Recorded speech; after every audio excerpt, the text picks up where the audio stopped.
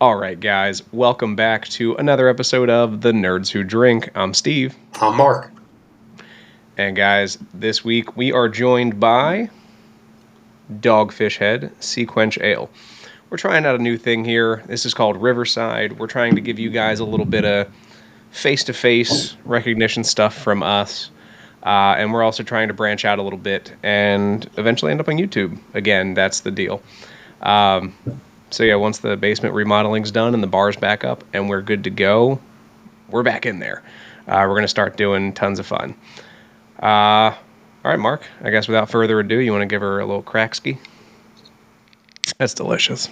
Ooh, should treat like a wine. You got to do like the swirl and the smell. Yeah, a little sniffsky. It is I love the can art. I'm a big water guy. I love the ocean. The ocean's terrifying. I love beer. And vast. But love the ocean. Mostly because it can kill me. But honestly, no. Great. I've had Sequench Ale before. This was not like a new thing for me. I love Dogfish Head. They make great stuff. Another local brewery. Again, Mark and I are trying to like touch base with a bunch of different local stuff. We got some cool things in the works, things that are coming up. And looking forward to working with other breweries as well. So I guess some of the stuff we wanted to talk about. Mark, you recently went to a concert. Yes. Which you posted about on all of our socials. I'm a little jealous, not even going to lie. It looked like an awesome time. Huge fan of all of the, early 2000s nostalgia that it brought back up. So give me some information. Like, who did you see for the viewers and listeners that haven't seen it yet? And what was your favorite part about the concert? So the concert was over in Camden, New Jersey at, I don't even know what it is anymore, the Tweeter, BB&T Pavilion. BB&T, and, whatever that is. BB&T anymore. The riverfront, whatever the fuck it is. But anyway, yeah, we were down on the waterfront. So the concert was Girlfriends, Simple Plan, and Avril. Now, we didn't see Girlfriends because none of us even knew who they were, so we just didn't care. But we got there. I've heard of them at least. I've at least heard of them, but I've never actually listened to their music. Oh, yeah, I have no idea who they are. Probably maybe heard them on the radio or something, but outside of that, I got no clue. Yeah. But as you guys have seen from some of the clips that I posted, and I'll post more, I have videos on videos of both Simple Plan and Avril's performance. From what I remember, it was a great time. Good. I did a little bit of a pregame with some always a good time. Iced tea vodka and some Wawa peach tea. Solid. Good old days. Yeah, but no, it was. I mean, I have fun at concerts no matter what, but they definitely put on a hell of a show. And like at first, I was sitting there like thinking like, how awkward is Avril Lavigne going to be performing like, hey, you, I don't like your girlfriend at the age of like 34, 35. She's that young. Good for her. Yeah, I think she's our age. She's right. Really? Maybe a little bit older. I say that makes me feel old, but yeah, so be it. I'll look it up real quick, but she's 39. I'm sorry, 39. Okay. So either way, she's still up to 40. Fair. But yeah, so I was like, here's a 40-year-old singing about like not liking your boyfriend and the skater boys and all this, but dude, she was an awesome show. So was Simple Plan. See, Simple Plan's the one actually covered Mr. Brightside. Oh, which got awesome. The whole crowd going. Along with, I mean, they got hits on hits. I mean, I'm of course an elder emo, so I mean that was right in my wheelhouse. Oh yes, the early to middle school, early high school. You got in your feels. You put on the oh my god, I'm blanking on the name of the song now. Is it just called Untitled, or is that a different band? I think that might be a different band. Either way,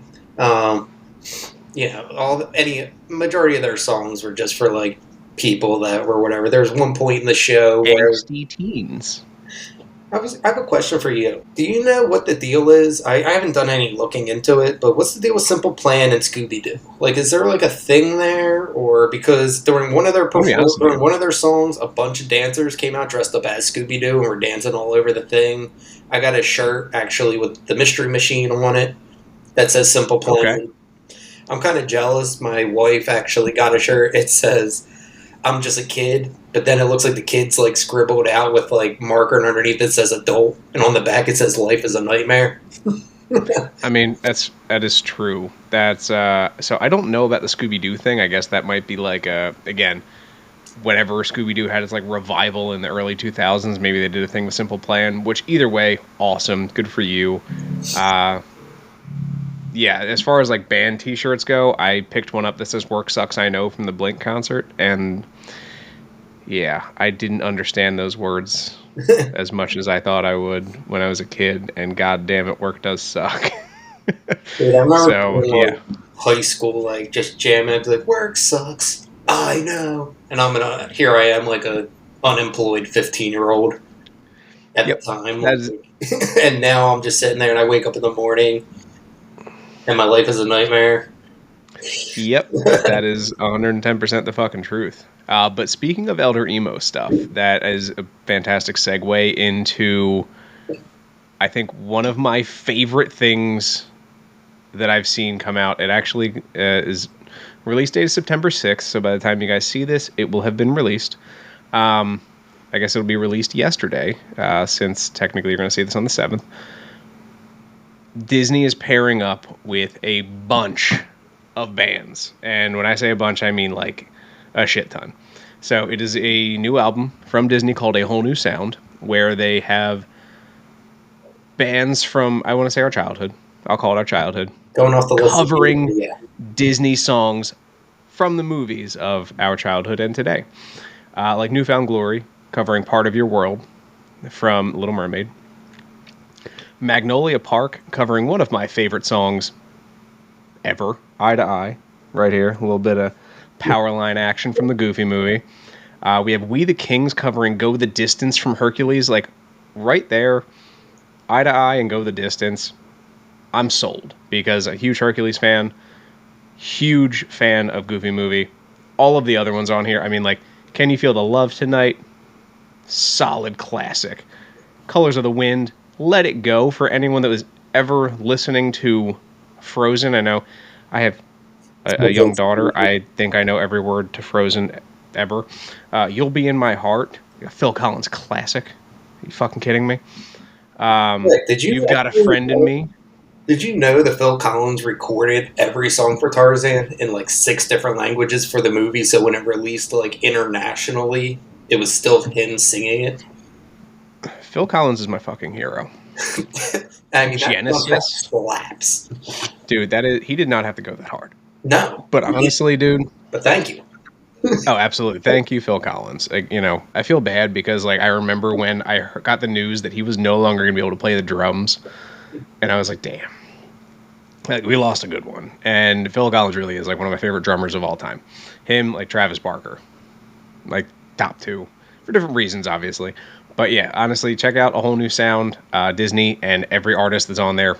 I'm sure they're going to kill it. Everything that's released so far, they've done a couple like pre-releases. Magnolia Park was the first one I saw doing Eye to Eye. I think I've listened to that like 1,000 times on repeat. When I pulled up to your house earlier today, it was playing in the car. So, yeah, I am obsessed with that song. Love it. I will absolutely be singing that when I'm running my Disney 10K November, first week of November. So, excited for that. Yeah, Yeah, so we wanted to do a little talking about that because, again, pop culture, here we are. And I guess to pop into a different kind of culture, Mark and I have recently, well, I just found out today that Mark and I are watching the same TV series that we're now, 4 seasons in for. yep. And god damn it, it is fucking phenomenal. Because if you are a fan of any of the actors or actresses in this series, you're going to love this show. And that show is Only Murderers in the Building with Selena Only Gomez. Murders in the Building. God damn it, it's so good. Oh my god. Martin Short, Selena Gomez, And Steve Martin. Steve Martin. Steve Martin and Martin Short. Like, if you remember them from, like, the classics, like The Princess Bride, or any movie of that nature from those times, you know, back in, like, the 90s, with Steve Martin, like, Cheaper by the Dozen, like, those are the... I was going to say Cheaper by the Dozen, but I didn't want to sound stupid. But yeah, Cheaper by the Dozen. Like, fucking hilarious. Wasn't he in, oh my god, what's the one there that's making fun of, like, the Bond movies? Or is that somebody else? Oh, no, it is. Because I think he was in like a Pink Panther. Is it called? It's not called I Spy. That's one with Steve Carell, right? I Spy with Steve Carell. I know what you're talking about. It's like yeah, it's making fun of James Don't Call Bond. Me Shirley, isn't that's Steve Martin, isn't it? That's Steve Martin. I can't remember the name of the movie, but yes, fantastic. Naked Gun. Absolutely. Yes, Naked Gun. Good call. Great set of movies. I love Steve Martin. He's fucking hilarious. The father from the movies of my childhood. He's always been great. I can't think of a thing that he was in that wasn't like a blockbuster hit. Yeah. Martin Short, hilarious. Selena Gomez, they brought in some young talent that's going to draw in a younger crowd. I love it. Love this season how they brought in Zach Galifianakis. Huge fan of him. Obviously, Eva Longoria's in it. And Eugene Levy. I watched most of it. I'm not going to lie. I had work this morning, so I was catching it up last night. I want to say like 70% of the way through it, and I passed out. Oh my god, what's his name? You watch Scrubs, right? The hemophiliac. I can't think of his name. Oh my god, the actor that plays him, the dude that always thinks there's something wrong with him and there never is. Oh my god, I can't think of his name. They just brought he's in this season. He was in that episode. He just always plays like this awkward character, and it's phenomenal. I think so far, and again, not that the show is getting better, worse, or indifferent.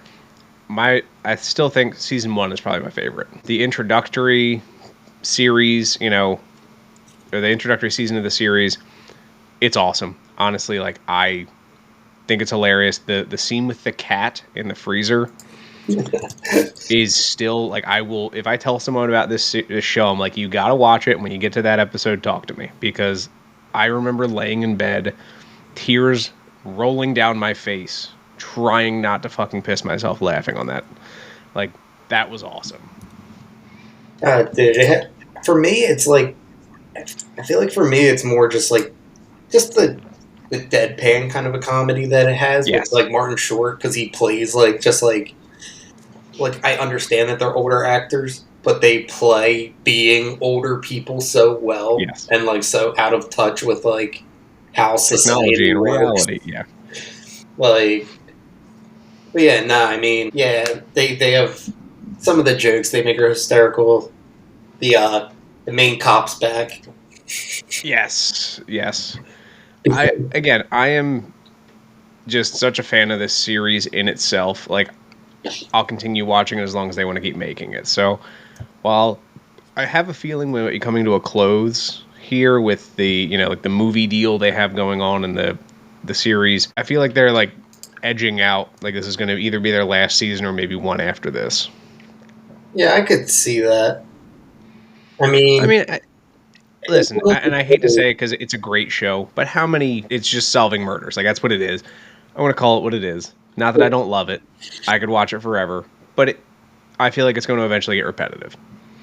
Well, here's what I want to know is, like, how many murders have to happen around you before, like, it's kind of suspicious? I mean, they've had quite a few so far, and thankfully they've all proved that, like, it wasn't them. And I think that's what's basically keeping them out of prison at this point. You have Paul Rudd's death in the last season, like, and that whole Meryl debacle Streep and Paul Rudd, and they had some pretty big names in this show. Like, they really did. Like, they're going to the fucking wall with this, and I love it. Richard Kind, that's his name. Okay. Yeah, Richard Kind is like they go up and meet him, and he's just wearing like an eye patch, and here it's like Steve Martin like thinks he's giving him like a stink eye from like across the way out the window, but really he just has like pink eye, and it's like always contagious. So he's like, it moves from one eye to the other. So he has an eye patch just to like move it to the other side. He's like, I'm always contagious. Awesome. That's fantastic. I love that. So I guess we're not too far into the series yet, or not the season. It's season 4. We're on 2 episodes in. Do you have any guesses as to who killed Zaz? First off, I was really aggravated that they killed Zaz last season, because for any of you that have ever seen the movie Role Models, oh my fucking god, yes. She plays like the perfect, just like outcast character in everything she's in. But like the first thing Oh, I yeah. think of is her as the counselor and role models. But Yep. I honestly don't know because, like, number one, I feel like we haven't met who I murdered agree. her yet.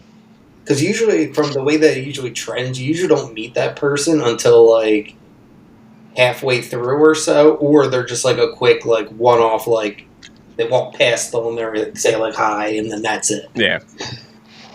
Because like So initially when the they went in the one family's like apartment that had the ham hanging in the shower, I was yeah. like as soon as I heard like, oh, like he's my hall pass and this and that, and the husband's getting like all aggravated, I'm like, all right, that's a red herring. It's not him. Maybe it's the daughter because she's so sick of it, but I really feel like we haven't met who murdered Zaz yet. I think so. Again, it's either we haven't met them yet, which I completely could see happening, or flip side, they're like an OG from like the first season that you got like a one-off, and they were like jealous of Steve Martin's character.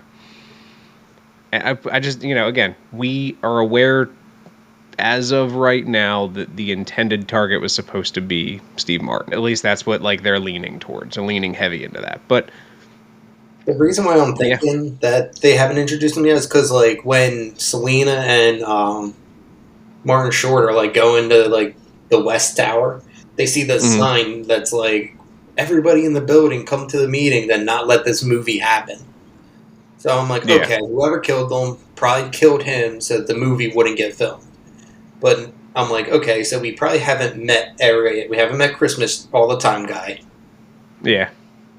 and then we don't know who owns that one. I forget what the name of the thing was, Dudolph or whatever. Oh yeah. The abandoned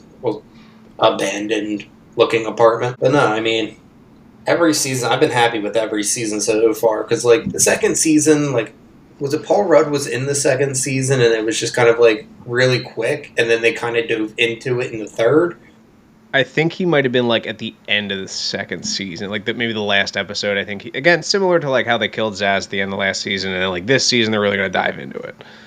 Right, and that's what I'm thinking. So I'm interested to see what way they go with it, but I'm excited for it. Yes, and for those of you who are football fans, we are at the week of kickoff, so I'm excited. We have the Eagles technically tomorrow. When you're listening to this, it will be yesterday, playing down in Brazil, South America. If you Not couldn't so guess, much Mark that is they're not an playing Eagles in fan. Brazil that's dumb. Just the fact that there's like a gang war going on and you can't wear green. And they And picked they picked two Green of Bay and the the four Eagles. teams in the NFL out of 32 that wear green. Like, why No, would listen, I completely agree with that. I think it's a little insane. But who am I to say, right? I don't pick, I don't choose. Kind of excited to watch it. I'll be at work watching it, but, well, it's going to be cool. I am kind of excited to see, again, a Friday night football game. It's not a college game or a high school game. And I also think it'll be cool to, just get a kickoff and like get the real first taste of the football season, which is technically tonight. excuse me. Mark and I are in a fantasy football league together, so there's going to be lots of shit talking in the coming weeks. Probably not. Just going off of my team compared to some of the others. I mean, it's kind of unfair when you're like, oh, we'll have our wives and girlfriends draft, but your wife actually plays in fantasy, 7 different fantasy leagues with her family. It's fun regardless. We're not playing for money. We're not playing for anything. We're playing just in our friends group. It's a 6-team league, so if you guys have any idea about fantasy football, it's garbage. Yeah, It's literally just garbage time. But it was a fun way to get together, get everybody together, wives, we had a girlfriends, blast. kids, families. We all went out to brunch. We had a good time. Watching It was all cool. the kickers and defenses go in the 3rd and 4th rounds. Yeah, watching fucking quarterbacks go round one. It was fun to watch, and it was cool. Honestly, I had a great time. I know we were hanging out with like Eddie and Jay, and like, the whole crew was there, so it's kind of cool. And I think that was it was fun. So we will see how this season shakes out, and like I said, I'm kind of excited to hop on here with you, and we'll see how things play out for both of our teams. So what's your Good luck to Super both Bowl of us. prediction? Your way too Super Bowl. early Super Bowl prediction. Oh, fuck.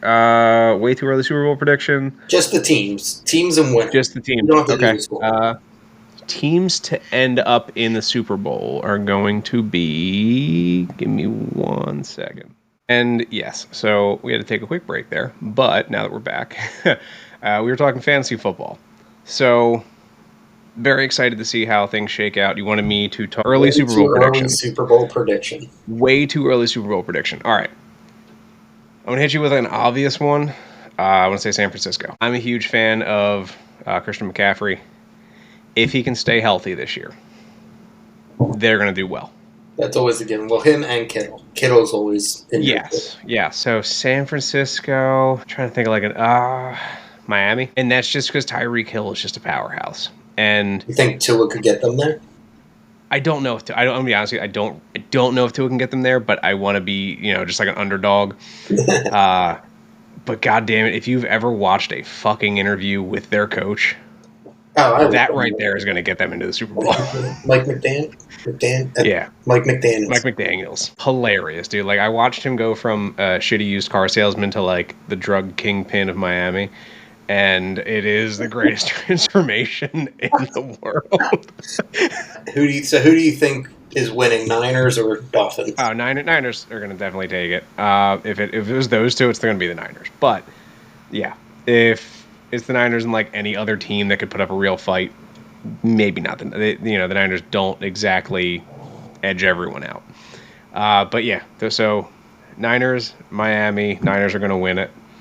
I'll say. I'll have to give a score. I was just curious who. I'm just going to throw a score out there. Fuck. 28-10. 28-10. Yeah. I'm going to give them a touchdown and field goal. I'm thinking. I really feel like this could be an Eagles year to get back to the Super Bowl. But I would love that. That would be wonderful. I think NFC Championship game would be Philadelphia and Detroit. Okay. With Detroit going to the bowl. Okay. AFC, it kills me to say this, but I could see AFC Championship game being Chiefs-Bengals. The Bengals going to the bowl. And I could see the Bengals. I could see Joe Burrow just having an MVP year if he stays healthy. Okay. It's a revenge year. And that is fair. Chase wants that contract. And I would say, I would take probably, I think this could be a rare case where, because I think Aiden Hutchinson could be Defensive Player of the Year. So you could have AFC Player or Offensive Player of the Year and Jamar Chase, League MVP and Joe Burrow possibly, and Defensive Player of the Year Aiden Hutchinson all playing each other in the Super Bowl, where I think the Bengals would win probably like a 24-17. Okay. Somewhat semi-close. Game-winning drive by Burrow down the field. So let me ask you then, because I had Joe Burrow as my quarterback last year. I know he's healthy right now. He, did his recouping last year. Absolutely shit all over my team. And he killed me. He really fucking killed me because he was supposed to be like a top front runner for like top quarterback last year. And god damn it if he didn't fucking break his goddamn hand like week 1. And I wanted to cry. Because I have won 4 of the past 6 years of my fantasy league. And he maybe would have made it 5 of the past 6 years if he didn't kill me. Him and I think I had like 2 or 3 other guys that were like, my first 3 draft picks just got fucking shit to bed immediately. Right out of the gate. But Joe Burrow, I saw the diagnostics for his hand. What do you think, long term? Do you think it's going to stand up? Because now it's more, because they had to put the plates and the screws in there, it's going to be a little stiffer than a regular hand, which could benefit him for stability, but that natural flow that he had with the ball might be gone. Yeah. I feel like when you have weapons like T. Higgins and Jamar Chase, as long as you can get them the ball, they can take care of the rest. Fair. Kind of That's fair. With your pick. I don't think Tua can get them to a Super Bowl, but I think Jalen Waddle and Tyreek Hill could. Well, correct, yeah. And that's the big thing is, can the offense as a whole work it together? And again, Tua's not necessarily a bad quarterback. He's I Hey, want to we say an got 70 experience. last year against Denver. Yeah, that's fair. I remember, dude, I'm not even going to lie. Me and AJ were going to the Phillies game that day, and we're driving down to Citizens Bank. And I literally looked at Facebook, and somebody posted, like, the score. And I thought it was a meme. I was like, oh, look at that Madden score. And then, like, I went to ESPN, and I'm like, oh, that's actually the Look, score. that's fucking real. Like, That's it's like, that's terrifying. bad. When you're putting up a basketball score in a football game, like, Yeah, I mean, it's Denver. And I hate to say it because, like, Denver was a great team when, it was run by Manning. But, yeah, it's kind of gone to the shitter.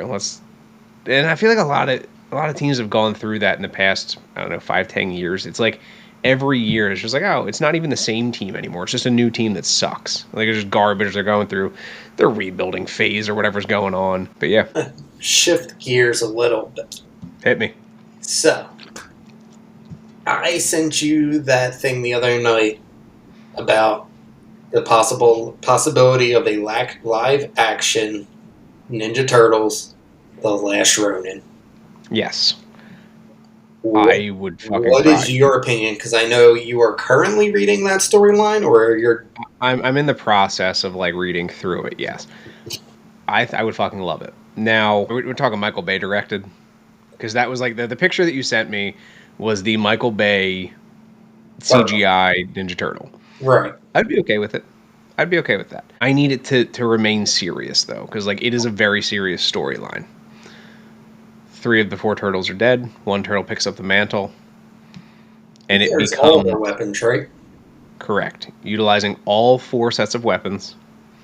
So it's like that's a real serious fucking story. I'm not saying the whole thing's just got to be like deadpan, I don't want to smile the entire time. But it's got to be kind of heartfelt. Like that's the concept of the storyline is like it's an avenging your brothers and, kind of reclaiming the streets of New York. I think would be an awesome, awesome, awesome fucking movie. I would 10 out of 10, like I'd watch it probably more than once if I'm being completely honest with you. See, if I were going to do that storyline, I would get my kind of like, what's the word I'm looking for? Like, I would get my influences on the movie from like old Japanese samurai films. Oh, absolutely. And like, I would kind of run like that kind of a story. Like, using that kind of a format at least. I completely agree with you. And as long as they stick true to like the original material, like the base material that they already have, they've got a book. Go to Target, it's fucking 30% off. Go buy the shit, read it, make the movie. Everyone's happy. Don't make incorrect statements about the book in interviews and then blame the fans for why your product failed. Don't come out of the gate and say you're the strongest Avenger and you can pick up Mjolnir. All I'm saying, I'm still on that. It's been years.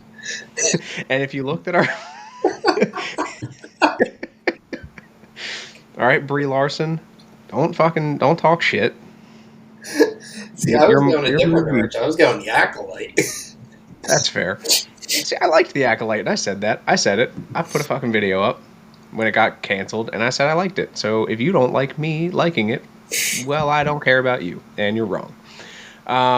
No, I knew you were leaning towards the Acolyte. I couldn't agree with you though. That was the problem. No, see, my whole thing with the Acolyte is like you did zero marketing for the movie or for the show. Then you have cast members that know nothing about Star Wars. Like, dude straight up said that Darth Vader blew up the Death Star. Yep. Because, like, why not? Anakin Skywalker, when he flew down and shot the Death Star. Oh. Listen, it hurt to watch the interviews because, yes, you're absolutely correct. If the character knows nothing about the source material that they're... And technically, yes, like the Skywalker saga is not source material for that, so like you don't technically have to know it, but like you should probably be a Star Wars fan if you're going to be in a Star Wars movie. Right. You got to know something, right? Right. And I said it on my little blurb when the day that it got canceled. Good choreography does not save a TV series. It doesn't, because I'll tell you, that was some of my favorite choreography since like Darth Maul. Yeah, like I told you, for me, right up top, number 3. Number 3 Yeah. lightsaber choreography through everything. Through The Mandalorian, through all the TV shows, through all the Yep. movies, through whatever Disney calls a trilogy. Hands down, it goes Obi-Wan versus Anakin, Maul versus Obi-Wan and Qui-Gon, and then, honestly, right there after that, I would put the saber fights and the Acolyte. Yep. 110%. I could not agree with you more in that exact order. It really was like, I'm watching this show and I'm like, God damn it, this is fucking good. Like, this might be its saving grace, and it really wasn't. And Disney pulled all of their Acolyte stuff off their website. Like, you can't buy merchandise anymore. Do you think they're going to decanonize the show? I hope not, for one reason and one reason only, is because I genuinely wanted to see something come of that. It explored a little bit further into Anakin Skywalker's like conceptual birth, honestly. Like, I know that this wasn't his birth, but it was like a birth of the Force. Right. From a witch, which, like, Anakin's mother could have been a witch. We don't fucking know what she did or didn't do in her time prior to having a child. She could have defected from a coven. She could have, convened with the Force and had a baby. I don't know exactly how it works because it was never really, like, explained. I believe the theory is that Palpatine created him in the Force, which, who's to say Palpatine? I mean, you watch Clone Wars, he knew who Mother Talzin was. And the Night Sisters? Yeah, the Night Sisters. So, like, if that was a branch of Night Sisters, I mean, who's to say that that isn't a possibility that happened? But exactly. And that's all I'm saying. You know, it was a different take on it. I liked it because it treated the Force like a religion. You know, like there is like Judaism and Christianity and Catholicism and like all of those things, and they all have like a centered belief that there's like a God, right? Or there's like a higher being or a higher power, and they all have Jesus in them somewhere. Like, and that's like what I related it to, because all of the stories are effectively the same from different points of view. And that's kind of what this was. Like, some people are like, the Force is, it's in all of us. It's all around us. It's you, it's me, it's every living being. And they treated the Force like it was a strand, like a string that it was woven through all of space and time and this and that. And like, I heard so many people were pissed off about that. They're like, oh, they're changing the Force. They're not changing the Force. It's their fucking opinion on the Force. It's changing the outlook on the Force. Well, it's like, your perception of it. My perception of what the Force is, and they've never had any other outside, like, maybe that was like what they were taught when the first people who started that coven learned about the Force. They're like, oh, this must be a thread, and this is how it works, and it's woven through everything. And then they just passed that down, and then, like, the Jedi learned about the Force, and the Jedi were pushing their Force shit. And, like, well, they can go that kind of way in Ahsoka. Yeah. I don't want to be honest with you. The Jedi are scumbags. Absolute scumbags. Fucking sneaky, conniving, fucking murdering people. Then they're like, oh, yeah, by the way, like, we're the good guys. It's cool. We murder for good reason. It's one of those things, the way I look at it is, like, not to get political, but it's like today's modern politics. Like, you got your average people that are right in the middle. Yep. Then you have your far lefters that are just absolute wackadoos, and you got your far righters that are absolute wackadoos. And it's both of them have that my way or the highway, my belief or no belief kind of a mindset. And that's what it is. You got the Jedi that are like, look, this is what we believe. If you don't follow it, too bad. Then you got like the Sith, and like they're like, hey, no, actually it's like this. But yeah, no, I mean, the Jedi, number one, they don't let you express any kind of emotion. So right there, you're serial killers, in my book. Yep. Like right off the bat, like you can't express emotion. You don't express emotion. Okay, you're a serial killer. Yeah. Like, but that's the other thing too, though, is like you watch the original movies and the Jedi are like, this higher class, this more elegant set of beings. Even through the Old Republic, like Obi-Wan's most famous, like one of his, I won't say his most famous line, but like literally one of his most famous lines is like, so like every time he picks up a weapon other than a lightsaber, it's uncivilized. Yeah. And like, or it's not elegant or whatever. Like he always uses some kind of phrase like that. So to hit, like, it just shows like what kind of regard they hold themselves in, along with how people view them. But then once Yep. you start peeling back the layers, then it's like, you know what? There are a couple bad apples in there, and that's the scarier part. Well, I think one of the big things that, and again, George Lucas didn't have the time to flesh out the entire universe. Like, let's just call it what it is. It's a vast universe. The Skywalker saga, and the 9 movies that it was, 3 of which I don't even recognize, it was a blip in time and space. It is a fucking a grain of sand on a beach It was literally one person's in the life. Star Wars universe. That was it. Exactly. So when I started watching Star Wars, this is personal. When I start watching Star Wars, and I'm saying like, okay, there's good, there's evil, there's Jedi, there's Sith.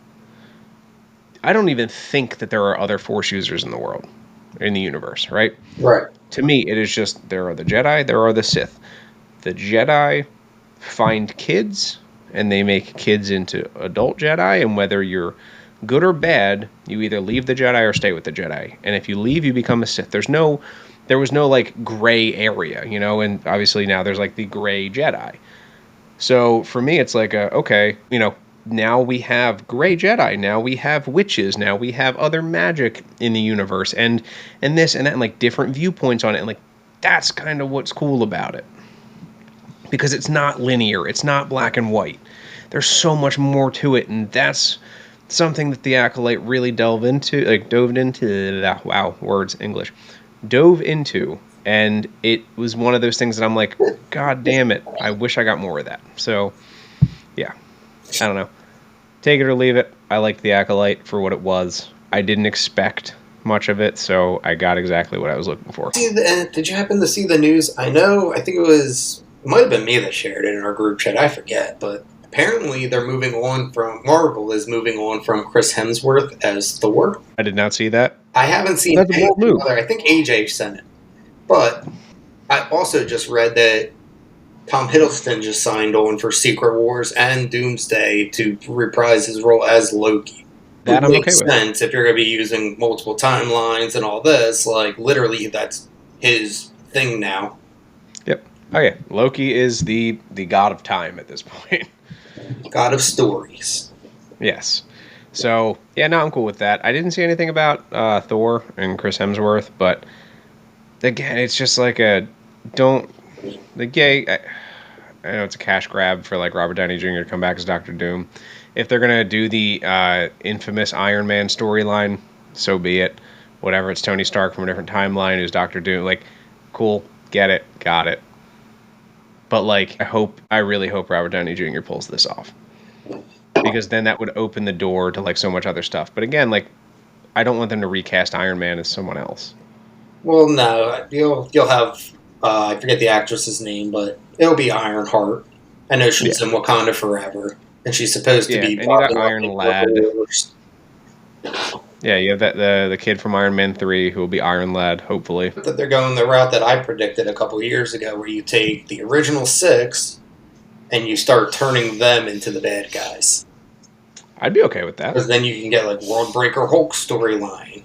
You could get, I forget his name. I forget what his technical name is, but I know eventually Thor becomes like an all-powerful, like power-hungry, like. I know who you're talking. I know exactly what you're talking about. Like, I saw the comic for it, and it's fucking insane. Thor, maybe. It might be, but yeah, he becomes a fucking monster. Yeah, but for me, I'm like, you're trying to introduce these new characters, but you're not giving them any like depth. You're just throwing them into these projects and expecting people to fall in love with them. And I completely agree with you. And I think the biggest thing for me, like fleshing out Moon Knight as a character, would be awesome. Give me more Moon Knight. I like Moon Knight. Season 2. I like Oscar Isaac. You know, give me more. In season 2, and he's supposed to be in. I believe he's slated to be in Secret Wars as well. Okay, yeah, give me some more of that. You know, we got a Hawkeye TV series. We don't necessarily need more of him, but I like Hawkeye. He got less love than he should have gotten. I'd prefer to see them dive more into like his time as like the Ronin. And I would be cool with that too. Like, but now we can move into like the sidekick era. You know, the Young Avengers. Give me a Young Avengers movie. You have Kid Loki. You have Stature. You have Hawkeye, like the female version. Ironheart. You in and God, I hate the fact that I'm referencing the She-Hulk. You got Hulk's son. Shuri as the Black Panther. You got Tom Yelena Holland, Belova, and that's going to be in Thunderbolts. Like, yeah. And as much as I hate Miss Marvel, Spider-Man. I mean, you could pull the Young Avengers. Spider-Man, you could bring in Miles Morales. I'd love to see a live-action Miles Morales. See, what I would love to see them do is you use Secret Wars the way it should be, and that's to introduce the Venom symbiote black suit Spider-Man. Then give Tom Holland like his last movie as Spider-Man, where he brings in a Miles Morales. That's where he introduced Miles. But Tom Holland gets corrupted by the suit, and now Miles Morales has to take down Venom, which is actually Tom Holland. Which is a similar storyline to Spider-Man the Spider-Man video game. Yes. But no, I completely agree with it. It's kind of cool. You don't become a best-selling video game for no goddamn reason. That is a fact. But yeah, no, honestly, like I'm all about it. I'm here for it. But yeah, dude, I'm right there with you. I know we're kind of running short on time here, but yeah, I mean, guys, if you're watching this or you're listening to this and this is something you're interested in us doing more frequently, we're going to try to host Riverside more often. We can actually do live from here, which is kind of cool, so we can get people to come watch on and, that kind of stuff, which is awesome. But yeah, I mean, Sequence Ale, always awesome. Only Murders in the Building, fantastic series. Check out the new Disney album, A Whole New Sound. Mark, anything else for the listeners here? Hey guys, if you made it this far through the episode, go ahead, check us out on all of our social media platforms. We are on Instagram at Nerds2Drink. We are on Twitter, aka X, at Nerds2Drink, and newly on TikTok at Against all reasoning. We're on TikTok. I don't even like it. How young people think. You'll enjoy yourself. Yes, please. Yeah, and if you can, give us a like, give us a follow, give us a share, whatever you got for us. Give us a listen on any of your major streaming platforms. We're hosted by what used to be Anchor, is now Spotify. So we're on Spotify, Apple Podcasts, Google Podcasts, Amazon, you name it, we're there. Last but not least, I'm Steve. I'm Mark. And I'll catch you guys next time.